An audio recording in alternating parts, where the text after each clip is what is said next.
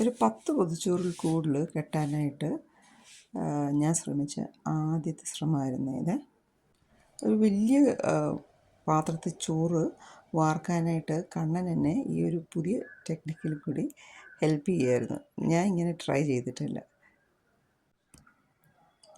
ചോറ് വിളമ്പിയതിന് ശേഷം അച്ചാർ സൈഡിൽ വിളമ്പി അച്ചാറും ഞാൻ ഉണ്ടാക്കിയായിരുന്നു.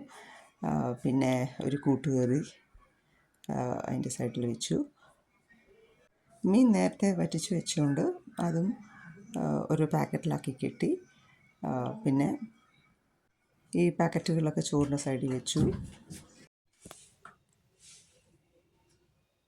പിന്നെ സാമ്പാറും ഇതുപോലെ തന്നെ പൊതിക്കകത്ത് ഒഴിച്ചിട്ട് റബ്ബർ ബാൻഡ് ഇട്ട് കെട്ടിയിട്ട് അതും സൈഡിൽ വെച്ചു.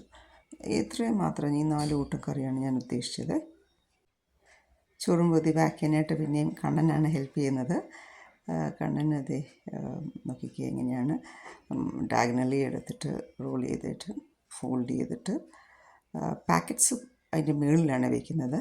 അതായത് മീൻ കറിയുടെ പാക്കറ്റും സാമ്പാറിൻ്റെ പാക്കറ്റും അതിൻ്റെ മുകളിൽ വെച്ചുമാണ്.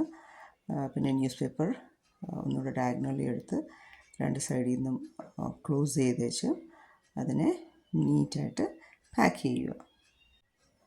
അതുപോലെ തന്നെ ഇലയിൽ പൊതിഞ്ഞതാണെങ്കിൽ പോലും ഈ രീതിയിലായിരുന്നു പാക്ക് ചെയ്യുന്നത്. പാക്കിങ്ങിന് ഞാൻ അത്ര എക്സ്പേർട്ടൊന്നുമല്ല. കണ്ണന് നല്ല എക്സ്പേർട്ടാണ് പാക്ക് ചെയ്യാനായിട്ട്. അപ്പം കണ്ണൻ പാക്ക് ചെയ്യുന്നത് ഞാൻ നോക്കി ഇങ്ങനെ ഇരിക്കുമായിരുന്നു. ഇൻ കേസ് നെക്സ്റ്റ് ടൈം എനിക്കത് ചെയ്യണമെങ്കിൽ ചെയ്യാമല്ലോ എന്ന് ഓർത്തിട്ട്. അപ്പം ഇതാണെങ്കിൽ പോലും കണ്ണൻ ഭയങ്കര നീറ്റായിട്ട് ഈ പ്രാവശ്യം പേപ്പർ ഫുള്ളി ഓപ്പൺ ചെയ്ത് വെക്കുക ചെയ്ത്, എന്നിട്ട് അതും ഈ പറഞ്ഞ പോലെ തന്നെ നീറ്റായിട്ട് ഫോൾഡ് ചെയ്ത് എടുത്തു. ഇതുപോലെ തന്നെ എല്ലാ പാക്കറ്റ്സും പാക്ക് ചെയ്ത് കഴിഞ്ഞും it was all ready to be served.